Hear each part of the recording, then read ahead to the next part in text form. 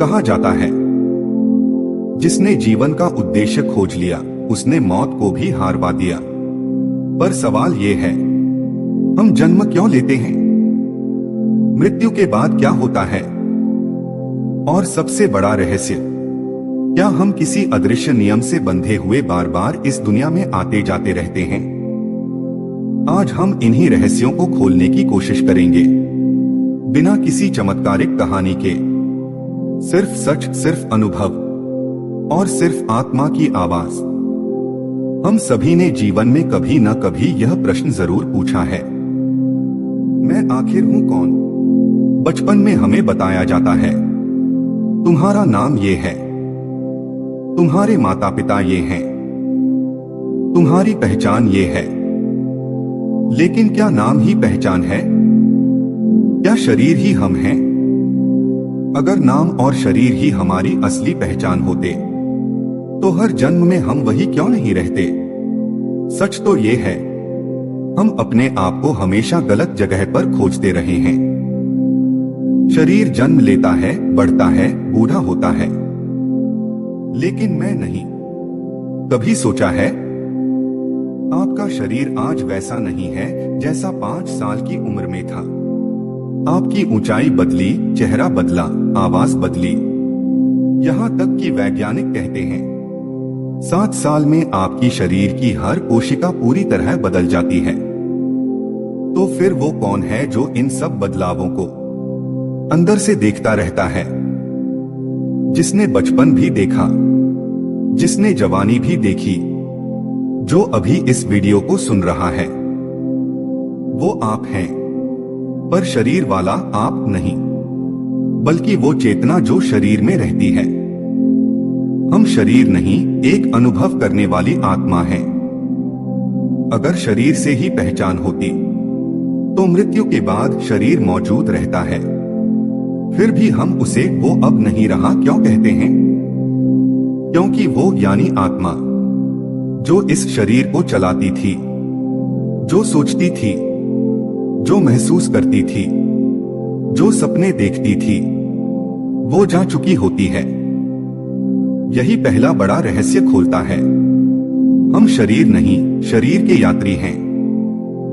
जिस तरह हम कपड़े बदलते हैं, आत्मा भी शरीर बदलती है। तुम्हारा असली मैं वो है जो तुम्हारी सोच को देखता है। ध्यान से सुनो, आपका मन कभी चुप नहीं बैठता। विचार, इच्छाएं, डर, गुस्सा, उम्मीदें।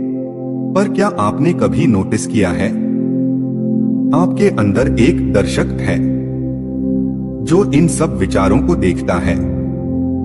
विचार कहता है मुझे डर लग रहा है, पर कोई तो है जो उस डर को देख रहा है।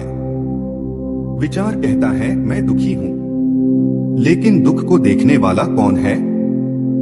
यही देखने वाला आपका सच्चा स्वरूप है, जिसे वेदों में आत्मा, गीता में अविनाशी चेतना और बुद्ध ने साक्षी कहा है। जब तक हम खुद को शरीर समझते हैं, जीवन संघर्ष लगता है। अगर आप खुद को शरीर मानते हैं, तो हर उम्र के साथ आपकी चिंता बढ़ेगी। चेहरा ढल रहा है, शक्ति कम हो रही है, लोग बदल रहे हैं। पर जब आप समझ जाते हैं मैं शरीर नहीं, एक अनंत आत्मा हूं, तो जीवन अचानक हल्का लगने लगता है, जैसे कोई भारी बोझ उतर गया हो।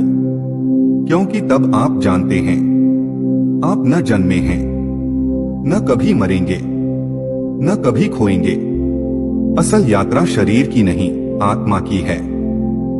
शरीर सिर्फ एक साधन है, जैसे कार, कपड़े या घर।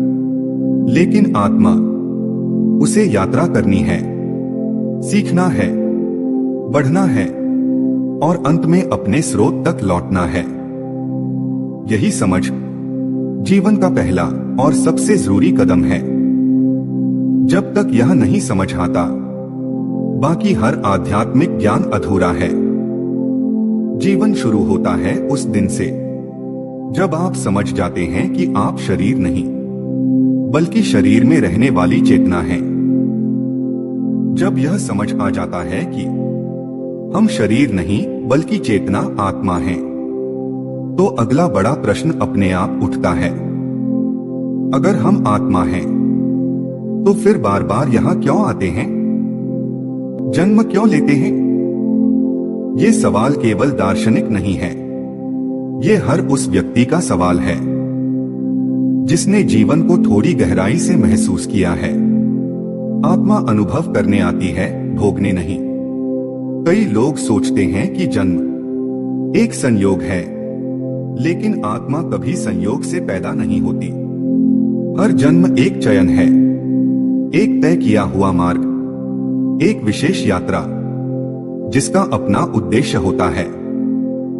आत्मा धरती पर आती है क्योंकि यह जगह सीखने, विकसित होने और अनुभव करने की सबसे बड़ी प्रयोगशाला है।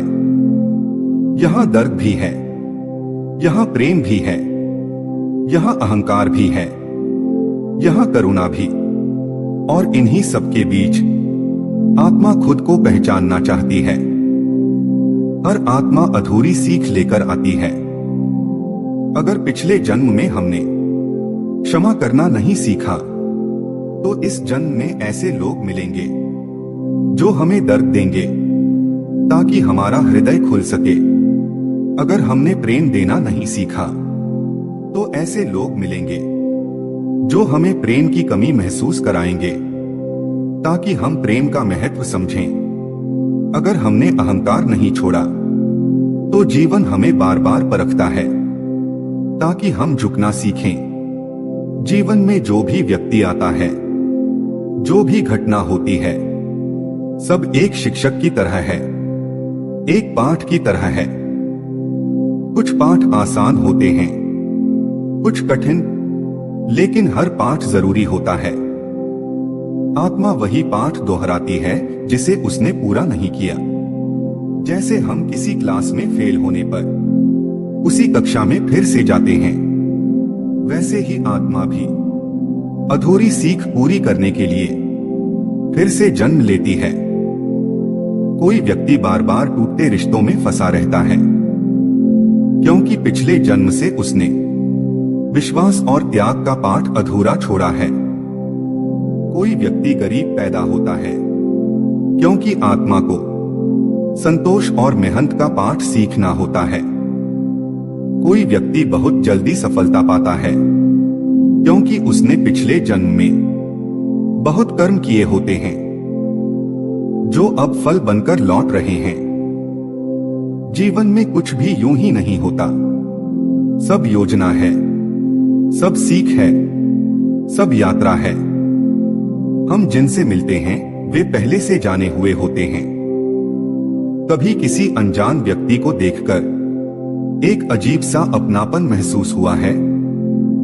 किसी जगह जाकर लगा है, मैं तो यहाँ पहले भी आया हूँ। ये संयोग नहीं है, ये पिछले जन्मों की यादें हैं जिन्हें हम चेतन रूप से याद नहीं रख पाते। आत्मा अपने पिछले अध्यायों से कुछ अनुभूतियां, भावनाएं, आकर्षण, डर सब साथ लेकर आती है। इसलिए कुछ लोग जल्दी दिल के करीब आते हैं, कुछ दूर ही दूर लगते हैं। आत्मा वही आत्माओं को आकर्षित करती है जिनसे उसका कोई अधूरा अध्याय जुड़ा होता है। जन्म का वास्तविक उद्देश्य विकास है। आत्मा हर जन्म में थोड़ी और बुद्धिमान होती है, थोड़ी और संवेदनशील, थोड़ी और जागरूक। जैसे सोने को आग में तपाया जाता है ताकि वह शुद्ध हो जाए, वैसे ही आत्मा को जीवन की परिस्थितियां तपाती हैं, गढ़ती हैं, संवारी हैं। हमारा उद्देश्य दुनिया जीतना नहीं होता, अपने अंदर की अशुद्धियों को जीतना होता है। और यह प्रक्रिया केवल कठिनाइयों से ही पूरी होती है। सार, आत्मा जन्म लेती है क्योंकि उसे अनुभव करना है, सीखना है और विकसित होना है। यह दुनिया एक स्कूल है, हम छात्र हैं और हर जन्म एक नई कक्षा। जब यह समझ आ जाती है तो जीवन कठिन नहीं लगता, जीवन अर्थपूर्ण लगने लगता है। हम अक्सर कहते हैं, मेरे साथ ही ऐसा क्यों होता है? मैंने तो किसी का बुरा नहीं किया, क्यों किस्मत बार बार परखती है? ये सवाल तभी पैदा होते हैं जब हमें कर्म का असली नियम समझ नहीं आता। आज हम वही परत खोलेंगे जिसे समझ लेना जीवन को समझ लेने के बराबर है। कर्म न दंड है न पुरस्कार, कर्म सिर्फ संतुलन है। इस ब्रह्मांड में एक अदृश्य कानून है जिसे कोई लिखता नहीं, कोई साइन नहीं करता, फिर भी वह कभी गलती नहीं करता। वह है कर्म का नियम।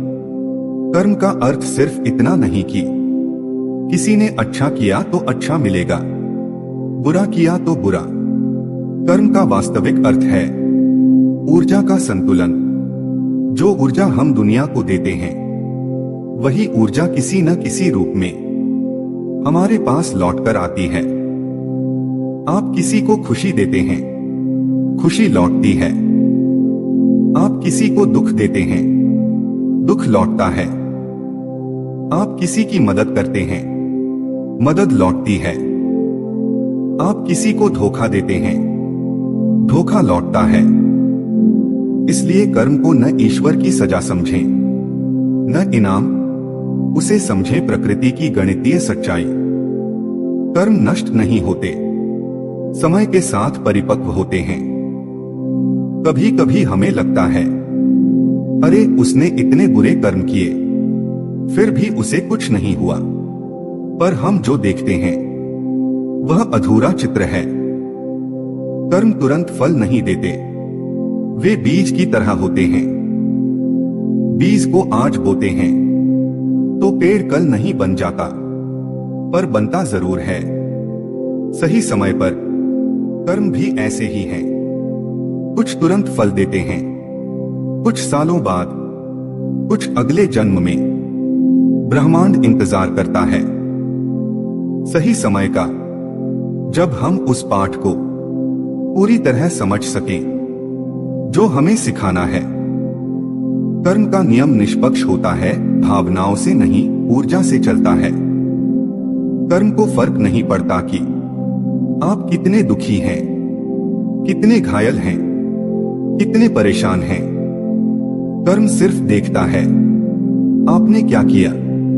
अगर आप दुख में भी किसी को दुख देते हैं तो उसका फल जरूर मिलेगा, और अगर आप दुख में भी किसी का भला करते हैं तो उसका फल भी मिलेगा। कर्म दया नहीं करता, कर्म सटीक होता है। कर्म भावुक नहीं होता, कर्म न्यायपूर्ण होता है। कर्म के 3 प्रकार अतीत, वर्तमान और भविष्य। संचित कर्म, सैकड़ों जन्मों के कर्म जो हमारे चेतन दोनों में जमा रहते हैं, यही भविष्य के जन्मों का आधार बनते हैं। प्रारब्ध कर्म, वे कर्म जो इस जन्म में फल देने के लिए सक्रिय हो चुके हैं। यही हमारी परिस्थिति, परिवार, रूप, अवसर सब कुछ तय करते हैं। इसीलिए हम सब अलग अलग परिवारों में जन्म लेते हैं, क्योंकि हमारी आत्मा का पाठ अलग अलग है। क्रियमाण कर्म, वे कर्म जो हम अभी कर रहे हैं, जो भविष्य को बदलने की क्षमता रखते हैं। यही सबसे महत्वपूर्ण होते हैं, क्योंकि इन्हीं पर हमारा नियंत्रण है। कर्म का नियम हमें बंदी नहीं बनाता, बल्कि मुक्त करता है। कई लोग सोचते हैं, अगर हर चीज कर्म से तय होती है तो हमारी स्वतंत्र इच्छा कहाँ गई? सच इसके उलट है। कर्म हमें मजबूर नहीं करता, हमारे चुनाव करता है। जीवन में आने वाली परिस्थितियां प्रारब्ध होती हैं, पर उन परिस्थितियों में हम कैसा व्यवहार करते हैं वह क्रियमाण बन जाता है। यही हमें अगले जन्मों से मुक्त भी कर सकता है और बांध भी सकता है। कर्म से भागने का एक ही तरीका है, अपने कर्म बदलना। अगर आपने किसी से गलत किया तो उससे माफी मांगना केवल इंसानियत नहीं, कर्म संतुलन है। अगर आप दूसरों का भला करते हैं तो वो कर्म आपको कठिन समय में संभालते हैं। अगर आप दिल से किसी को माफ कर देते हैं तो आपकी आत्मा हल्की होती जाती है और जन्म मृत्यु का चक्र ढीला होने लगता है, क्योंकि हर जन्म का मूल कारण कर्म की अपूर्णता है। सार, कर्म ही आपका अतीत बनाता है, कर्म ही आपका वर्तमान बनाता है और कर्म ही आपका भविष्य लिखता है। जीवन में जो भी आपके पास आता है वह कभी गलती नहीं होता, वह कर्मों का संतुलन होता है जो हमें वही सिखाने आता है जिसकी हमारी आत्मा को जरूरत है। अगर चाहे तो मैं अब मृत्यु, एक ऐसा शब्द जिसे सुनते ही दिल थोड़ा ठहर जाता है, सांस भारी हो जाती है और मन डर से भर जाता है। लेकिन क्या मृत्यु सच में इतनी डरावनी है या हमने उसे गलत समझ लिया है? सदियां बीत गई, सभ्यताएं बदली, धर्म, दर्शन, विज्ञान बदलते रहे, लेकिन एक सत्य कभी नहीं बदला। मृत्यु अंत नहीं है, मृत्यु एक दरवाजा है, बस दरवाजा। मृत्यु वही करती है जो सूर्यास्त करता है। सूर्य डूबता है तो रात आती है, पर सुबह फिर वही सूरज लौट आता है। मृत्यु भी यही करती है, वह शरीर का दिन खत्म करती है ताकि आत्मा का नया सवेरा शुरू हो सके। शरीर मिट्टी से बना है और मिट्टी में मिल जाता है, पर आत्मा, आत्मा तो अग्नि है, अनंत, अविनाशी, असीम। उसे बुझाया नहीं जा सकता, उसे सिर्फ नए रूप में उतारा जाता है। आत्मा शरीर नहीं छोड़ती, शरीर आत्मा को छोड़ देता है। यह बहुत बड़ा सत्य है।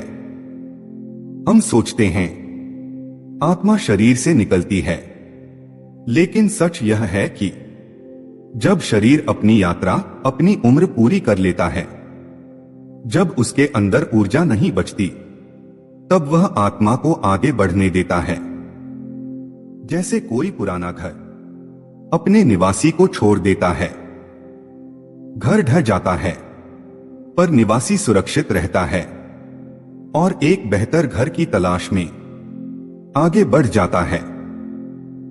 मृत्यु के क्षण में क्या होता है, आधुनिक विज्ञान इसे समझ नहीं पाया, लेकिन आध्यात्मिक विज्ञान ने इसे हजारों साल पहले जान लिया था।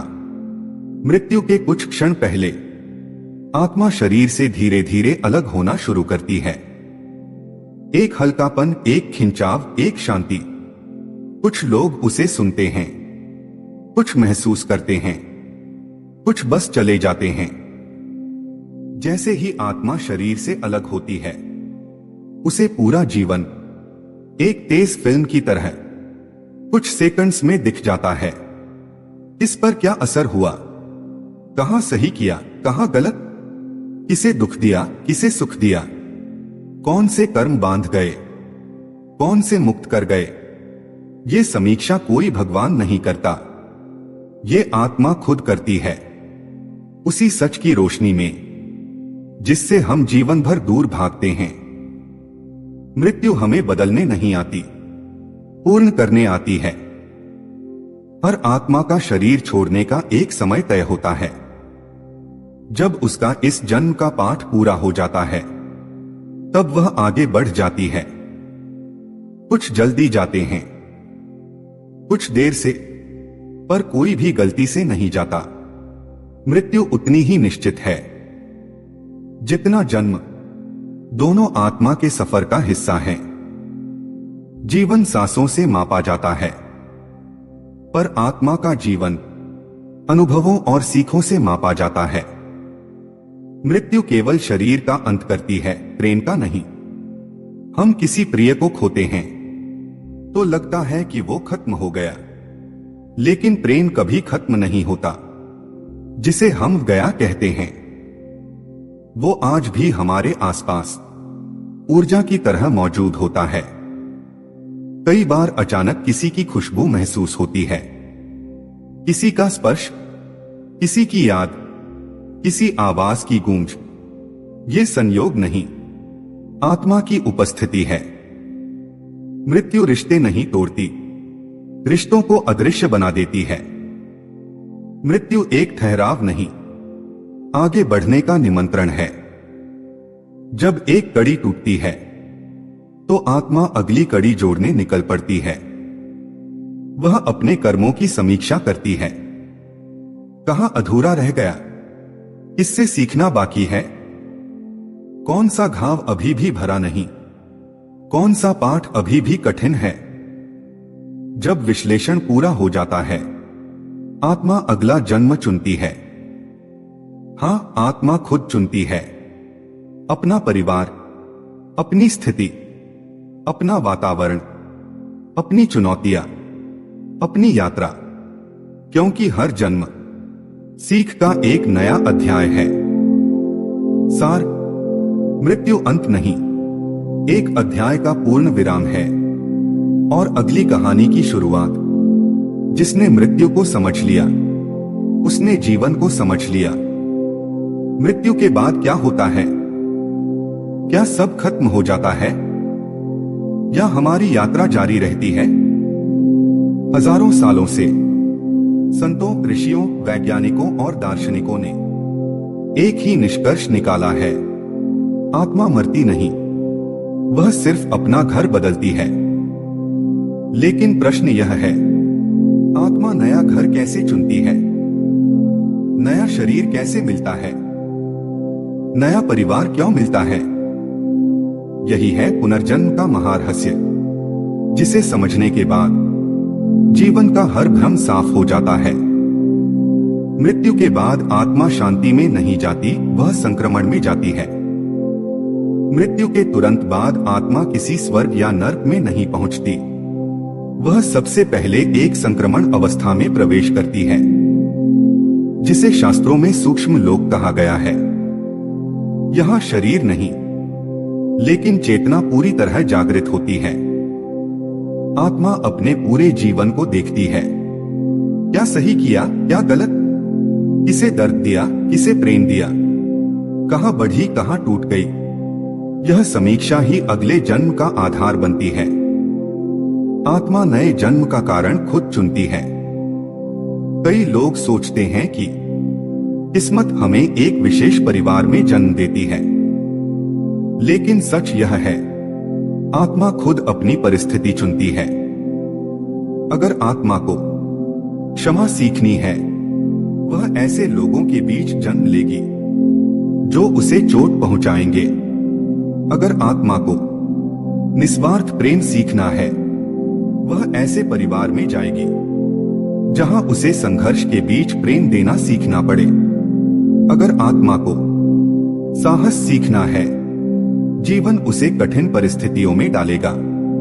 इसका अर्थ यह नहीं कि हमें दंड दिया जाता है, इसका अर्थ यह है, आत्मा अपनी प्रगति के लिए सबसे उपयुक्त वातावरण चुनती है। कौन सा परिवार मिलेगा, यह कर्म और सीख दोनों तय करते हैं। पुनर्जन्म दो आधारों पर चलता है, जिसे हमने दुख दिया, जिसे हमने छोड़ा, जिनसे हमने वादा किया, उन्हीं आत्माओं से हमारा फिर सामना होता है। ये आत्माएं हमें दंड देने नहीं आती, बल्कि अधूरा अध्याय पूरा करने आती हैं। अगर आत्मा को किसी विशेष गुण की कमी है, तो वह अगला जन्म उसी जगह लेगी जहां वह गुण विकसित हो सके। इसलिए कुछ लोग ऐसे घर में जन्म लेते हैं जहां अत्यधिक प्रेम मिलता है, और कुछ ऐसे में जहां संघर्ष ही संघर्ष होता है। ये कहीं से भी संयोग नहीं है, ये आत्मा की योजना है। आत्मा अपने अगले शरीर का ऊर्जा स्तर महसूस कर चुनती है। पुनर्जन्म केवल जन्मस्थल नहीं चुनता, वह ऊर्जा भी चुनता है। हर बच्चे का शरीर एक खाली पात्र की तरह होता है, जिसमें आत्मा प्रवेश कर सकती है। आत्मा उस शरीर को चुनती है जिसकी ऊर्जा उसकी सीख, उसके कर्म और उसके अगले अध्याय से मेल खाती हो। इसलिए कहा जाता है, हर बच्चा अपने परिवार को चुनकर आता है। जन्म से पहले आत्मा एक आत्मिक संकल्प लेती है। यह बात बहुत गहरी है। हर आत्मा जन्म से पहले एक संकल्प लेती है, मैं यह सीखूंगा, मैं यह पूरा करूंगा, मैं इस भय को तोड़ूंगा, मैं इस संबंध को ठीक करूंगा, मैं इस कर्म को संतुलित करूंगा। यही कारण है कि कुछ बच्चे जन्म से ही खास होते हैं, बहुत दयालु, बहुत बुद्धिमान या बहुत भयभीत, क्योंकि वे अपने पुराने अध्याय साथ लेकर आए होते हैं। जन्म के क्षण में आत्मा भूल जाती है कि वह कौन है। जब आत्मा नए शरीर में प्रवेश करती है तो वह एक ऊर्जावान परत से गुजरती है जिसे माया कहा जाता है। यह उसे सब कुछ भुला देती है, पिछले जन्म, पुराने रिश्ते, अधूरे कर्म, सीख, क्योंकि अगर आत्मा सब याद रखे तो वह नया अध्याय पूरा मन लगाकर नहीं सीख पाएगी। जैसे परीक्षा कक्ष में पुराने उत्तर नहीं ले जाए जा सकते, माया भूलाती है ताकि सीख नई हो सके। पुनर्जन्म तब तक चलता रहता है जब तक आत्मा पूर्ण न हो जाए। जीवन का अंतिम लक्ष्य ना जीतना है, ना कमाना, ना प्रसिद्ध होना। अंतिम लक्ष्य है पूर्ण होना। जब आत्मा क्षमा, दया, प्रेम, साक्षी भाव, निस्वार्थता सब सीख लेती है, जब कोई कर्म अधूरा नहीं रहता, जब कोई संबंध अधूरा नहीं रहता, जब कोई भय बाकी नहीं रहता, तब आत्मा जन्म मृत्यु के चक्र से मुक्त हो जाती है। यह लिबरेशन है, मोक्ष है, पूर्णता है। पुनर्जन्म दंड नहीं, आत्मा का अवसर है। नया जन्म इसलिए मिलता है क्योंकि आत्मा अभी पूरी नहीं हुई है, सीख अभी अधूरी है, यात्रा अभी खत्म नहीं हुई। जब तक आत्मा अपने वास्तविक स्वरूप, शुद्ध चेतना तक न पहुंच जाए, तब तक वह नए नए शरीर लेकर अपनी दिव्य यात्रा जारी रखती है। हम जन्म लेते हैं, जीवन जीते हैं, सफलताएं पाते हैं, गलतियां करते हैं, सीखते हैं और फिर एक दिन इस शरीर को छोड़कर आगे बढ़ जाते हैं। लेकिन सवाल यह है, क्या हम सिर्फ आता जाता जीवन जीने के लिए बने हैं? क्या यही उद्देश्य है या फिर कुछ और गहरा है जो आत्मा को इस अनंत चक्र से बाहर निकाल सकता है? हाँ, एक मार्ग है और उसे कहते हैं मुक्ति। मुक्ति का अर्थ भागना नहीं, जागना है। कई लोग सोचते हैं कि मुक्ति यानी जीवन से भाग जाना, दुनिया छोड़ देना या पहाड़ों में अकेले रहने लगना। लेकिन सच्चाई यह नहीं है। मुक्ति का अर्थ है भ्रम से जाग जाना। मुक्ति का अर्थ है अपने आप को शरीर, अहंकार और अस्थाई पहचान से अलग पहचान लेना। जब आत्मा को यह समझ आ जाता है, मैं वह नहीं हूं जो दर्पण में दिखाई देता है, मैं वह हूं जो उसे देख रहा है, तभी मुक्ति का पहला द्वार खुलता है। मुक्ति पाने के 3 प्रमुख मार्ग, धर्मों, वेदों, उपनिषदों और संतों की शिक्षाओं को देखें तो मुक्ति 3 मूल साधनों से मिलती है। एक, ज्ञान, आत्मा की पहचान का प्रकाश। जब इंसान भीतर झांक कर देखता है कि मैं शरीर नहीं, आत्मा हूं, जन्म और मृत्यु केवल वस्त्र बदलने जैसे हैं, तब उसके अंदर के सारे भय पिघल जाते हैं। ज्ञान का मतलब किताबों से ज्ञान नहीं, बल्कि अनुभूति से ज्ञान है। जब यह अनुभूति भीतर उतर जाती है कि सुख दुख, लाभ हानि, मान अपमान सब आते जाते बादल हैं, फिर मन स्थिर हो जाता है और यही स्थिरता मुक्ति की शुरुआत है। 2 कर्म अपने आप को शुद्ध करना। कर्मों से बांधने वाला हम खुद होते हैं और कर्मों से मुक्त करने वाला भी हम खुद ही। जब व्यक्ति स्वार्थ नहीं कर्तव्य देखता है तो कर्म बंधन नहीं बनते, मार्ग बन जाते हैं। जब वह बिना लोभ, बिना बदले की आग, बिना अहंकार कर्म करता है तो मन शुद्ध होता है और मन की शुद्धि मुक्ति तक ले जाने वाली सबसे तेज सीढ़ी है। 3 भक्ति अपने अहं को ईश्वर में विलीन करना। भक्ति वह अवस्था है जहां व्यक्ति जीवन को अपने नियंत्रण में नहीं, ईश्वर के चरणों में रख देता है। जब हम कहते हैं भगवान जो भी करो तुम्हारी मर्जी, तो यह हारना नहीं बल्कि अहंकार का अंतिम त्याग होता है। भक्ति में व्यक्ति दुआ नहीं मांगता बल्कि भगवान से जुड़ जाता है और जब आत्मा ईश्वर से जुड़ जाती है तो फिर जन्म मरण के चक्र का कोई अर्थ ही नहीं रह जाता। ये कोई आकाश से उतरने वाली रोशनी नहीं है। मुक्ति एक एहसास है जहां मन शांत, हृदय हल्का और आत्मा उजली लगती है। जहां किसी से शिकायत नहीं, किसी से अपेक्षा नहीं, किसी से डर नहीं। जहां व्यक्ति अपने भीतर एक ऐसी स्थिर रोशनी महसूस करता है जो कभी बुझती नहीं।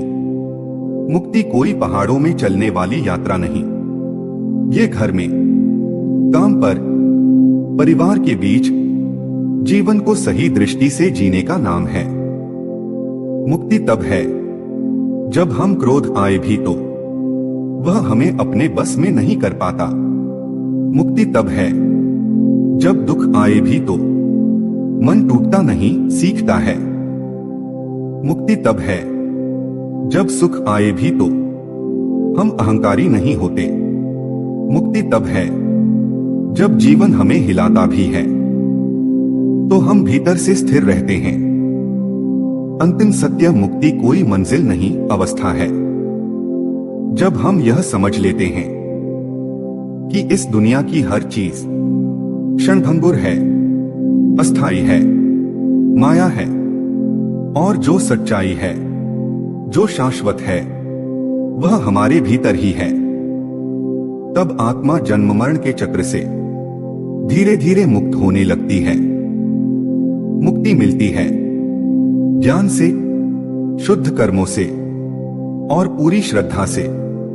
यही जीवन का अंतिम उद्देश्य है, अपने आप को पहचानना, शुद्ध करना और ईश्वर में विलीन हो जाना। मन को शांत करो क्योंकि सत्य शोर में नहीं, शांति में मिलता है। दूसरों को क्षमा करो क्योंकि हर गुस्सा हमें अगले जन्म से बांध देता है।